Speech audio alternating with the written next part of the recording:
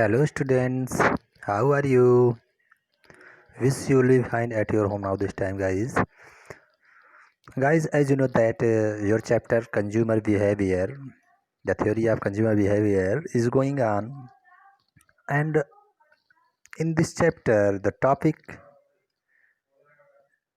optimal choice of the consumer is also going on. But also I think that I teach you repeat this topic optimal choice of the consumer because it is a very essential topic for the examination you. तो बेटा और जो भी topics मैं पढ़ाया हूँ उसको revise नहीं करता हूँ क्योंकि ये टॉपिक्स बड़ा है जो आज के आप भी जानते हैं 20 मिनट का मुझे वीडियो बनाना होता है, इसलिए इन 20 मिनट में ये आपका टॉपिक जो optimal choice of consumer behaviour है इसको फिनिश करता हूँ, आपको अच्छी तरह से इससे कॉन्सेप्ट को क्लियर कराते हुए आपको मेक अंडरस्टैंडिंग कराता हूँ। तो ऑप्टिमम चॉइस मतलब वही होता है बेटा, given the consumer income and the commodities price, on which bundle consumer want to choose for consuming purpose for getting to maximum satisfaction purpose। Optimal choice यही है कि उस बंडल को खरीदे जो कि उसके दिए गए इनकम और दिए गए मार्केट प्राइस पर गुड्स की, जिससे कि वो मैक्सिमम सेटिस्फैक्शन प्राप्त करे, मैक्सिमम यूटिलाइजेशन प्राप्त करे, मैक्सिमम यूटिलिटी प्राप्त करे। तो ये बंडल कहाँ पर प्राप्त होगा, इसको हम एक ज्योग्राफिकल एनालिसिस, ये जो फिगर 2.12 है इसको डिस्कशन करेंगे। तो इसको डिस्कशन करने के लिए आपको पहले ये बता दें कि मैक्सिमम सेटिस्फैक्शन यानी या ऑप्टिमल चॉइस वहाँ प्राप्त होता है जहाँ पर कंज्यूमर की जो स्लोप ऑफ बजट लाइन है वह इंडिफरेंस कर्व पर एक टेंजेंट के रूप में जहाँ पर टच करती है, वही कंज्यूमर का ऑप्टिमम बंडल का चॉइस होता है। तो बेटा वहाँ होगा जहाँ इंडिफरेंस कर्व मीन्स आप जानते हैं आपको एक सेटिस्फेक्शन को शो करने वाला जो कम्बिनेशन होता है गुड्स एंड सर्विस का, वो आपका इंडिफरेंस कर्व है। और बजट लाइन आप जानते ही हैं कंज्यूमर की परचेजिंग कैपेसिटी को दिखाता है कि कंज्यूमर कितना कैपेबल है खरीदने के लिए, given income and also given the market price of commodities. ठीक है, तो आप देखिए दो एक्सिस है, वर्टिकल एंड हॉरिजॉन्टल पर कोई भी आप गुड्स ले लीजिए, मान लेते हैं हॉरिजॉन्टल बनाना है, वर्टिकल पे मैंगोज है। और इंडिफरेंस कर्व पर जब हम कोई टेंजेंट लाइन ड्रा करते हैं बजट की, तो जहाँ जिस पॉइंट पर ये टेंजेंट लाइन टच करती है तो इस स्लोप को टच जो कर रही है जिस पॉइंट पर, उस पर जो भी मार्जिनल रेट ऑफ सब्स्टिट्यूशन होगा गुड्स की, वो इक्वल टू उस वस्तु की प्राइस रेशियो के इक्वल होगा। तो ऑप्टिमम चॉइस यानी optimum satisfaction, optimal utility, optimal utilization, optimum use, तो ये सब वहाँ मिलता है बेटा जहाँ पर marginal rate of substitutions means indifference curve का जो सब्स्टिट्यूशन रेट है वो आपके दोनों कमोडिटीज़ की प्राइस की रेशियो के इक्वल हो जाए। ठीक है, अब देखो यहाँ पर कुछ ये कॉन्सेप्ट वाली चीज़ थी, आज इसी फिगर पे एनालिसिस होगा क्योंकि इस टॉपिक को अप्रॉक्सिमेटली मैं पढ़ा चुका हूँ। तो थोड़ा ही बचा होगा बेटा ये, हाँ लमसम तो अप्रॉक्सिमेटली इसको पढ़ा चुका हूँ, कोई बात नहीं। फिगर 2.12 पर पूरा एनालिसिस है ये ऑप्टिमम चॉइस ऑफ बंडल का, तो ध्यान से समझिए।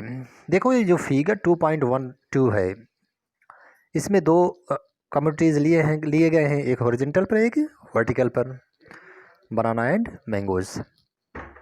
अब आप इंडिफरेंस कर्व जानते हैं, इंडिफरेंस कर्व कंज्यूमर की कोई गुड्स को परचेज करने के लिए यानी उसके कंज्यूमिंग के बाद उससे मिलने वाली जो सेटिस्फैक्शन है, मार्जिनल यूटिलिटी है, वो अगर एक वस्तु को प्राप्त करने के लिए नेक्स्ट अदर रिलेटेड गुड्स की जो क्वांटिटी को सेक्रीफाइस करता है, वो सेक्रीफाइजिंग रेट जो होता है वो ये दिखाता है कि जब तक वो सेक्रीफाइस नहीं करेगा एक वस्तु को प्राप्त करने के लिए दूसरी वस्तु को, तब तक उसको जो है एक समान सेटिस्फेक्शन उस इंडिफरेंस कर पर प्राप्त नहीं होगा। क्योंकि देखो इंडिफरेंस कर ये बताता है कि यह एक इक्वल सेटिस्फेक्शन लेवल है।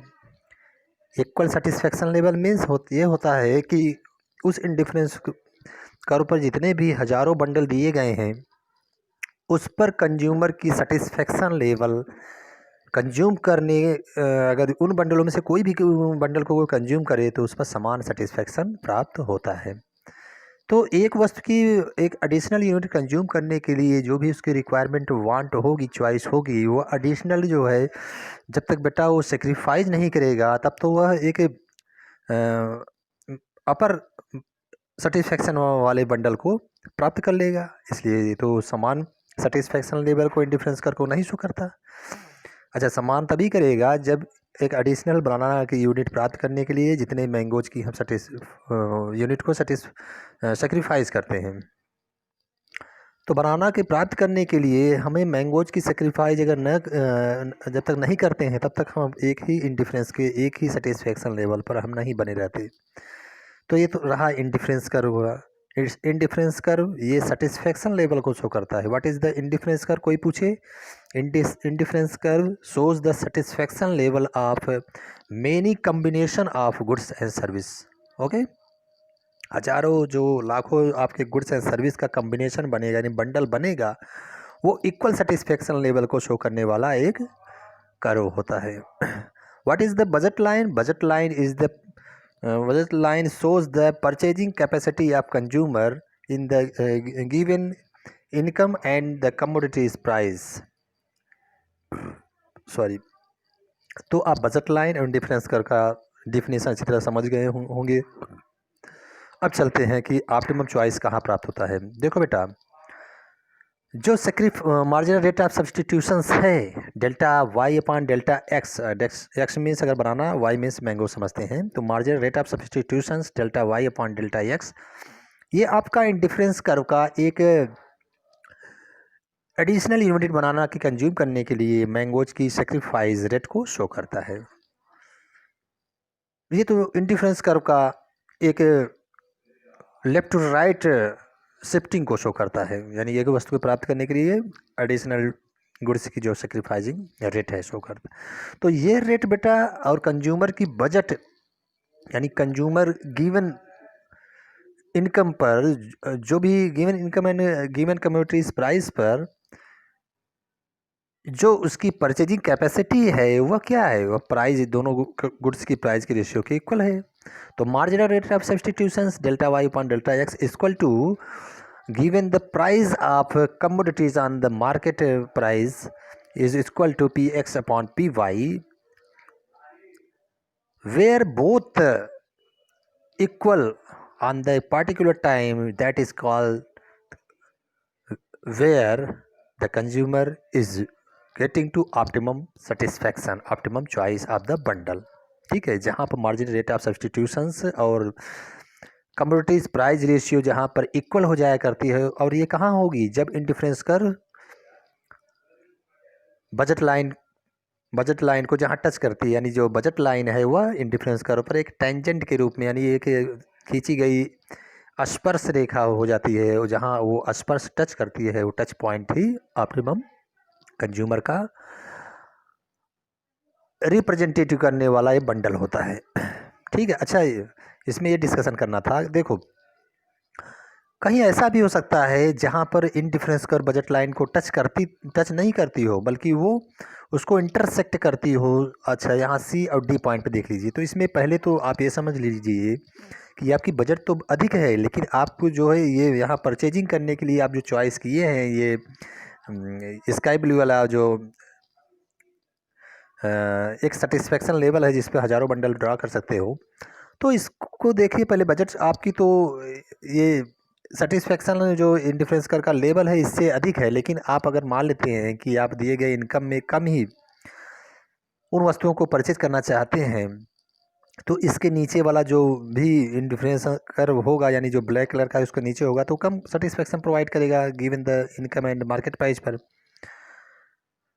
तो अब परिभाषा तो ये बनती है कि ऑप्टिमम चॉइस वहाँ होती है कंज्यूमर की जहाँ पर इंटरफेरेंस कर और बजट लाइन टच करते हैं। यहाँ तो टच नहीं करता है, यहाँ तो इंटरसेक्ट कर रहा है सी पॉइंट पर और नीचे डी पॉइंट पर, जो आपकी ये स्काई ब्लू इंडिफरेंस कर्व है। इंडिफरेंस कर्व एक समान सेटिस्फेक्शन को शो करने वाला कर्व होता है, जिस पर कि हज़ारों बंडल कंज्यूमर के दिए होते हैं, वो अपने पसंद के हिसाब से वो खरीद सकता है। लेकिन डेटा आप जानते हो गिवन बजट पर जहाँ पर इंडिफरेंस कर्व बजट लाइन को टच करती है, यानी बजट लाइन जो होती है अगर वो एक टेंजेंट के रूप में इंडिफरेंस कर्व को ड्रा करें और जहाँ पर टच होता है वहीं मिलता है। लेकिन यहाँ पर हम समझते हैं कि क्या अंतर है।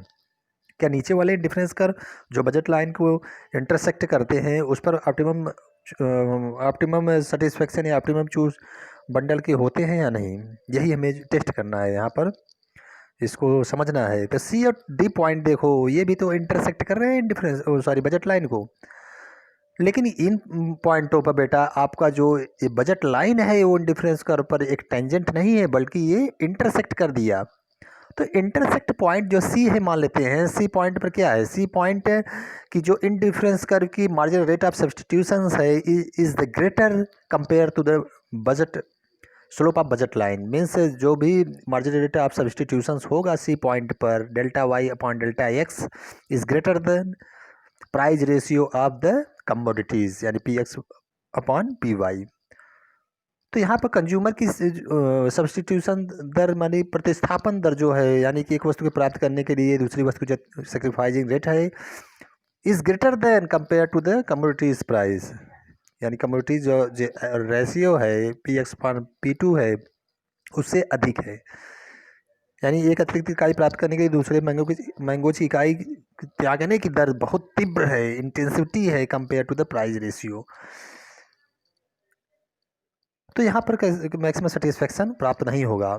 दोनों की त्यागने की मार्जिनल रेट ऑफ सब्स्टिट्यूशन से सीमांत प्रतिस्थापन की दर और प्राइस रेशियो कीमत का जो औसत है वो आपका जो ये स्लोप ऑफ बजट लाइन की टेंजेंट के रूप में जो इंडिफरेंस कर्व पर ड्रा की गई है इसी पॉइंट पर प्राप्त होती है। अच्छा, पॉइंट डी पर अगर देखते हैं तो मार्जिनल रेट ऑफ सब्स्टिट्यूशन से, यानी कि जो इंडिफरेंस कर्व का जो एक स्लोप अगर उस पर करें तो उस पर जो सीमांत प्रतिस्थापन दर है is less than price ratio of the commodities की प्राइस से ये जो सीमांत प्रतिस्थापन दर है मार्जिनल रेट ऑफ सब्स्टिट्यूशंस होगा वो कम होगा और वहाँ पर कंज्यूमर कभी भी उस बंडल को परचेज नहीं करेगा। अब पहले वाली कंडीशन फिर समझते हैं। सी पॉइंट पर इसलिए नहीं चूज करता है क्योंकि बेटा ये प्राइस रेशियो आपका कम है और प्रतिस्थापन दर अधिक है।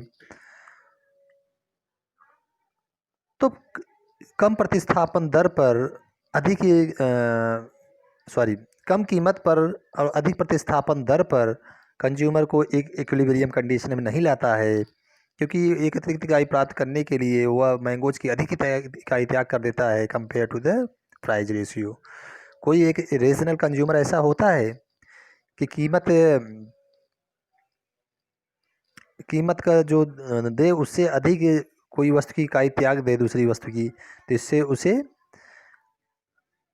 एक कम उपयोगिता को शो करता है कि कीमत तो जो है एवरेज दे रहा है, लेकिन उसकी तुलना में दूसरी वस्तु की जो सेक्रीफाइजिंग रेट है वो अधिक है। तो सेक्रीफाइजिंग रेट अधिक होने की वजह से ही और कीमत के जो रेशियो गिवन रेशियो है, अच्छा ये जो आपका स्लोप ऑफ बजट लाइन है ये आपका एक ही प्राइस रेशियो को शो कर रहा है, चाहे सी पॉइंट पर चाहे डी पॉइंट पर। तो given a constant price ratio पर अगर सी पॉइंट पर मार्जिनल रेट ऑफ सब्स्टिट्यूशन से अधिक है तो यहाँ पर कंज्यूमर इक्विलिब्रियम नहीं समझ में प्राप्त करता है और कम सेटिस्फेक्शन का भी बंडल है ये, क्योंकि ये अंडर है। और डी पॉइंट पे भी जो देखिए गिवन द प्राइस रेशियो पर जो मार्जिनल रेट ऑफ सब्स्टिट्यूशन है ये बहुत कम है। तो गिवन जो प्राइस रेशियो है उस पर अगर सब्स्टिट्यूशन से रेट बहुत कम है, इसे ये शो करता है कि ये मैक्सिमम बंडल को पहले से ही ऑलरेडी बनाना की कंज्यूम कर चुका है। अब उससे अब एडिशनल यूनिट करेगा तो इससे प्राप्त होने वाली जो भी मार्जिनल यूटिलिटी है वो अनयूटिलिटी में मिलेगा, इसलिए इससे आगे वो कंज्यूम नहीं करना चाहता। ठीक है। अच्छा, अब जो आपका ब्लैक है, डार्क ब्लैक जो इंडिफरेंस कर्व है मीडियम वाला, जहाँ पर आपका बजट लाइन टेंजेंट के रूप में इस इंडिफरेंस कर्व को टच कर रही है, तो इस पर आपको एक जो पॉइंट है जहाँ पर ये टच कर रही है, ये ऑप्टिमल चॉइस को है, क्योंकि जो सब्स्टिट्यूशन रेट है प्राइस रेशियो के एकदम इक्वल बराबर है। तो इससे ना तो अधिक वो कंज्यूम करना चाहता है, ना इससे कम। और अपर वाले जो एक आपका एक बहुत ही लाइट डार्क कलर है, ग्रे कलर है, ये आपको क्या शो कर रहा है कि ये आउट ऑफ कंज्यूमर कैपेसिटी को शो कर रहा है, इस बंडल को खरीद नहीं सकता है गिवन द बजट लाइन। ठीक है, आशा करता हूँ बेटा ये समझ में आ गया होगा। अच्छा, आपको कहाँ तक मैं पढ़ाया था इस टॉपिक में? फिगर 2.12 शो देखिए। तो ये figure 2.12 illustrate the consumer optimum at x1 and dash to the budget line is tangent to the black colored indifference curve. Black colour का जो मीडियम जो डार्क कलर है, ये आपका जो टेंजेंट लाइन कलर इंडिफरेंस कर का है, ये ऑप्टिमम सेटिस्फैक्शन को शो करने वाला बंडल है x1 x2। ठीक है, देख लीजिए ये आपका है भी, क्योंकि यहाँ पर जो बजट लाइन है वो टेंजेंट है इंडिफरेंट कर्व पर, इसलिए यह ऑप्टिमम चॉइस है। कंज्यूमर ऑप्टिमम बंडल वहीं प्राप्त करता है जहां, ये समझ लीजिए डेफिनेशन है, माइंड रख लीजिए। कंज्यूमर ऑप्टिमम बंडल कहाँ प्राप्त करता है?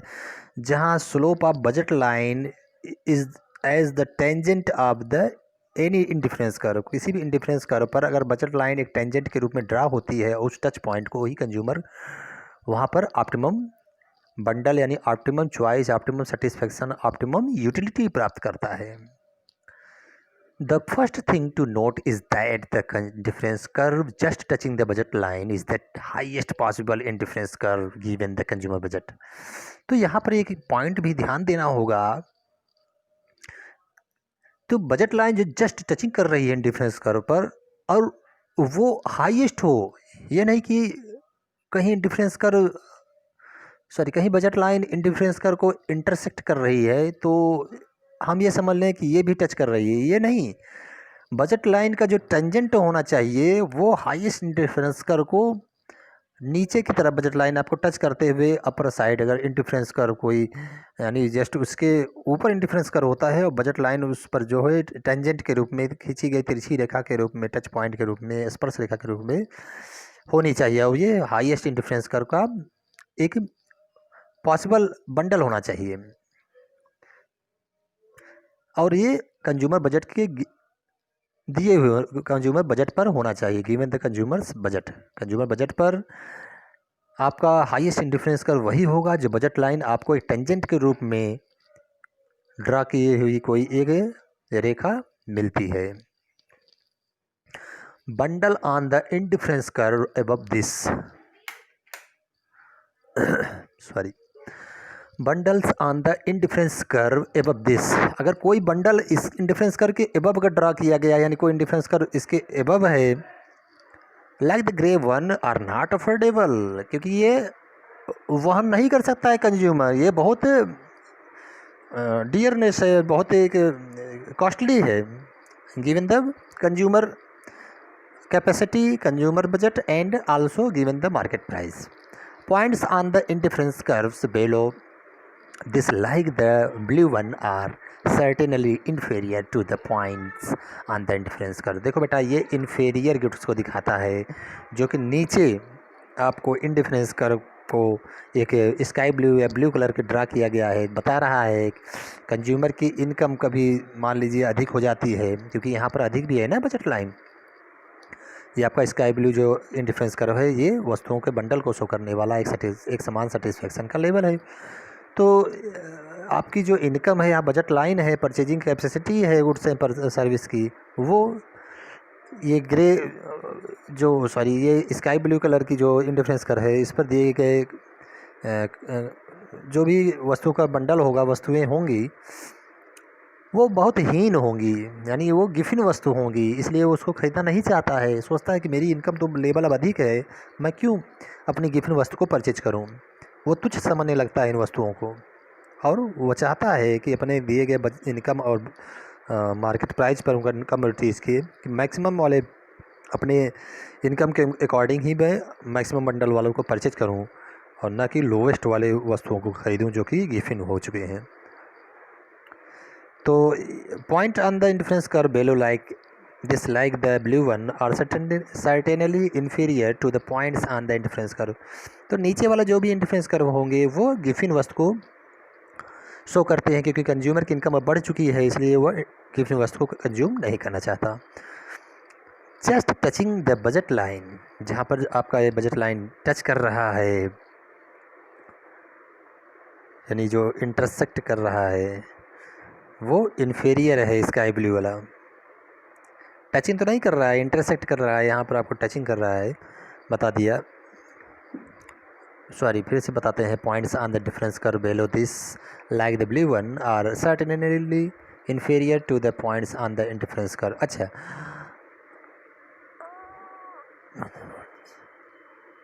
ये आपका जो पॉइंट बता रहा है to the points of on the indifference curve, तो इंडिफरेंस कर्व पर जो एक पॉइंट ये होगी स्काई ब्लू की, वो क्या होगी? इन्फीरियर होगी निश्चित रूप से, इसलिए उसको परचेज नहीं करता है कंपेयर टू द, जहाँ पर ये बजट लाइन टेंजेंट के रूप में dark blue colour, dark black colour का पॉइंट है, ऑप्टिमम है चॉइस यहाँ पर कंज्यूमर प्राप्त कर रहा है, उसकी तुलना में अगर देखें तो जो स्काई ब्लू कलर का बंडल होगा वो गिवन कम्युनिटीज होगा, इसलिए वो उस पर अपना प्रेफर नहीं करता है, उन वस्तुओं को चूज नहीं करता है। Any other point on the budget line lies on a lower indifference curve and hence is inferior to X1S2। X1S2 की तुलना में अगर देखें तो यह जो नीचे स्काई ब्लू लाइन होगी, यानी इंडिफरेंस कर्व पर बंडल होगा, वो इन्फीरियर होगा, इस पर अपना वो प्रेफरेंस कंज्यूमर नहीं शो करेगा, क्योंकि इनकम अब टाइम चेंजिंग की वजह से अब बढ़ गई है, इसलिए वो जो वस्तुएं कंज्यूम कर चुका है उनकी मिनिमम इनकम पर, जो उस समय तो इसलिए नॉर्मल गुड्स था, लेकिन अब इनकम इंक्रीज होने की वजह से वो लोवेस्ट इनकम पर जो कंज्यूम कर रहा था वस्तुएं, वो मोस्टली उसके लिए गिवन हो जाया करती है।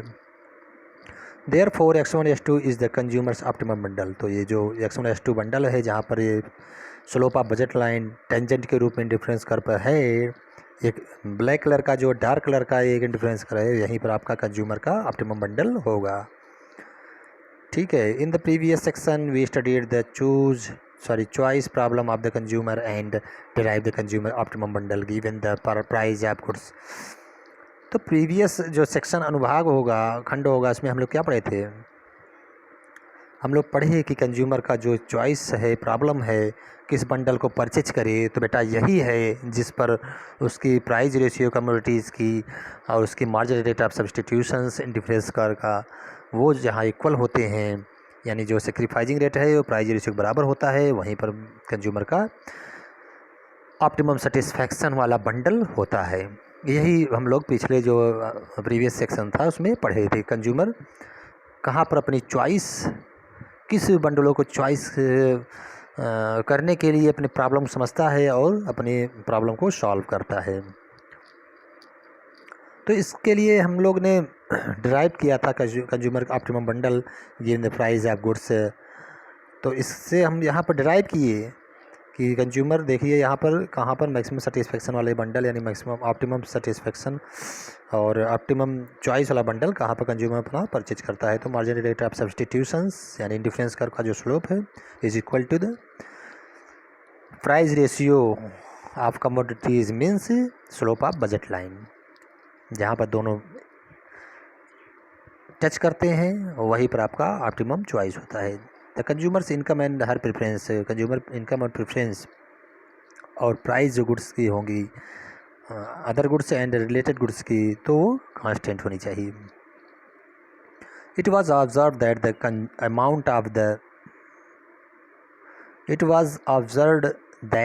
Amount of a good that the consumer chooses optimally. तो यह हम लोगों ने किया गया, जो वस्तुओं की अमाउंट वो खरीदना चाहता है वह ऑप्टिमली वहाँ पर प्राप्त करता है।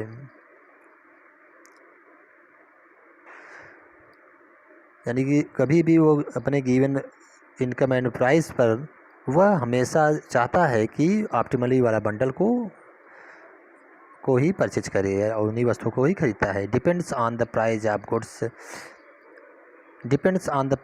The good itself and price of other goods. ये दोनों गुड्स पर रिलेटेड प्राइस और अदर गुड्स के प्राइस पर भी ये डिपेंड करता है, और कंज्यूमर इनकम पर डिपेंड करता है, उसके टेस्ट पर डिपेंड करता है। ये सब क्या होना चाहिए, ये सब कांस्टेंट होना चाहिए।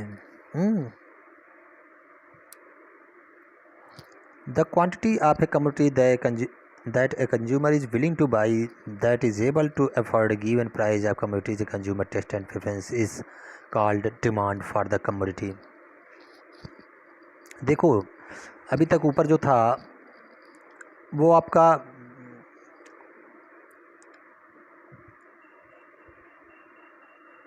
क्या था, it was observed that the amount of good that the consumer choice optimally depend on the price of the good itself and price of other goods, the consumer income and her taste and preference। The quantity of commodity that a consumer is willing to buy and is able to afford a given price of goods and consumer tastes।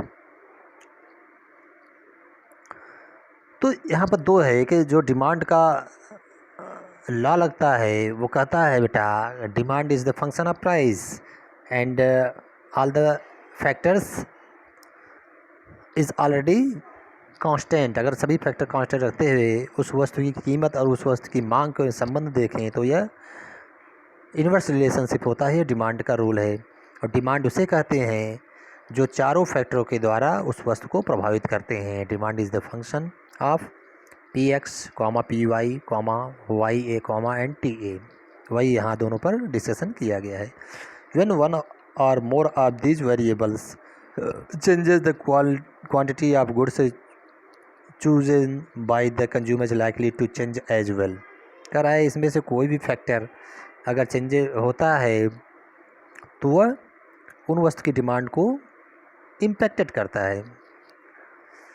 यानी अगर कोई भी चारों फैक्टरों में Px, Py, Ya and Ta, Px क्या है उस वस्तु की कीमत और उस वस्तु की मांग जो हम कर रहे हैं, Py क्या है कोई सब्सटीट्यूट गुड्स है या कॉम्प्लीमेंट्री गुड्स है और दूसरी वस्तु की जिसकी x वस्तु की मांग कर रहे हैं, और Py वस्तु जो कॉम्प्लीमेंट या सब्सटीट्यूट गुड्स है उसकी कीमत के प्रभावित होने से dx की मांग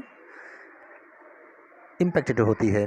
वाई एक कीमत है कंज्यूमर की इनकम है जो इसके इंक्रीज होने डिक्रीज होने से एक्स वस्तु की मांग घटती बढ़ती है। टेस्ट एंड प्रेफरेंस का भी प्रभाव पड़ता है डिमांड एक्स पर।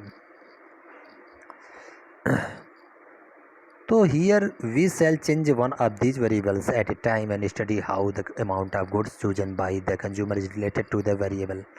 तो यहाँ हम देखते हैं कि इसमें किसी भी एक चीज़ की यानी किसी भी फैक्टर की एक चेंजिंग आती है तो वस्तु एक्स की डिमांड को प्रभावित करती है। तो बेटा ये आपका था टॉपिक जहाँ पर ऑप्टिमल कंज्यूमर सेटिस्फेक्शन यानी चूज करता है बंडल को और कहाँ पर प्राप्त करता है जहाँ पर ये बजट लाइन टेंजेंट के रूप में डिफरेंस कर को टच करती है। मार्जिनल रेट ऑफ सब्स्टिट्यूशंस यानी delta Y upon delta x is equal to price ratio of commodities यानी बजट लाइन जो आपकी स्लोप है। तो आज इतना ही बेटा, बाकी आपके कल की वीडियो बनाएंगे। Thank you for watching and listening this video. Bye.